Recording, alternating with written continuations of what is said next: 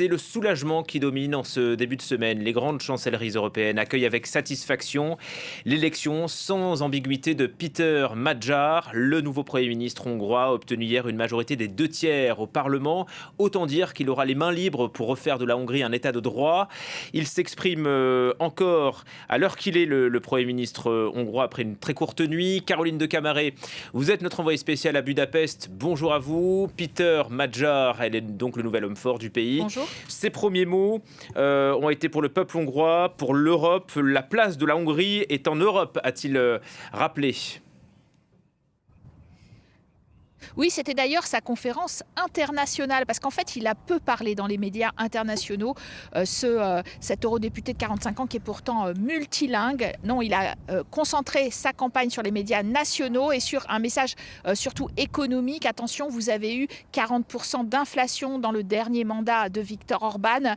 Moi, je vais m'intéresser à l'économie. Alors là, en revanche, dans un autre format, donc pour la presse internationale, il a demandé devant témoins des Européens et de la presse internationale, à ce que le président hongrois convoque un nouveau parlement le plus tôt possible après les résultats officiels, donc le 4 mai ou le 5 mai.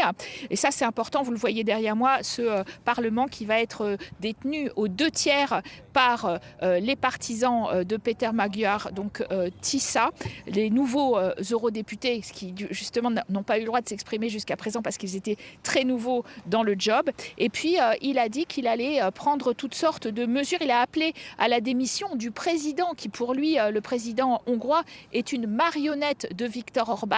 On lui a passé un petit papier pendant son discours qui l'informait, et il était un petit peu surpris. Il a exprimé sa colère que le ministre des Affaires étrangères, Péter Szijjártó, qui est accusé d'espionnage pour le compte de Moscou, était en train de justement brûler des papiers dans son ministère concernant les sanctions européennes sur Moscou. Et ça, évidemment, ça l'a mis hors de lui. Et puis, il a aussi dit qu'il était en faveur d'une réconciliation avec l'OTAN et l'Union européenne pour un populisme sain.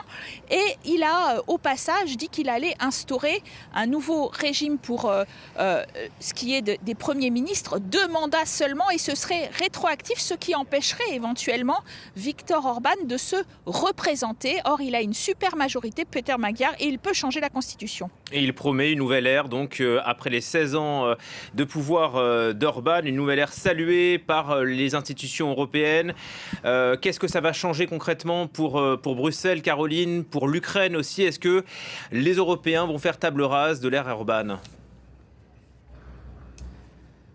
Il pense qu'en tout cas, ça va changer effectivement beaucoup de choses dans les relations avec l'Union européenne qui ont l'air d'être beaucoup plus apaisées de ce qu'en dit effectivement aujourd'hui Péter Magyar, qui est lui aussi conservateur sur les valeurs, mais qui a l'air beaucoup moins anti-Europe que ne l'a été et que ne l'a été encore récemment Viktor Orban, qui a fait une campagne europhobe comme jamais. Alors en l'occurrence, les Européens, ils ont bloqué 20 milliards d'euros gelés de fonds européens qui étaient destinés à Hongrie parce qu'il y avait un problème d'état de droit. Et donc, Péter Magyar a dit qu'il allait rétablir l'état de droit. Il a demandé la tête de tous les chefs des institutions, donc la Cour suprême, le Conseil médiatique, tous ceux qu'avait nommé Viktor Orban à la tête des institutions pour verrouiller entièrement le système. Donc, ces fonds européens, 20 milliards, ça représente tout de même 4% du PIB par an, vont être, selon toute vraisemblance, libérés. Et c'est important, ça urge aussi parce qu'il ne faut pas les perdre. Et il y a une échéance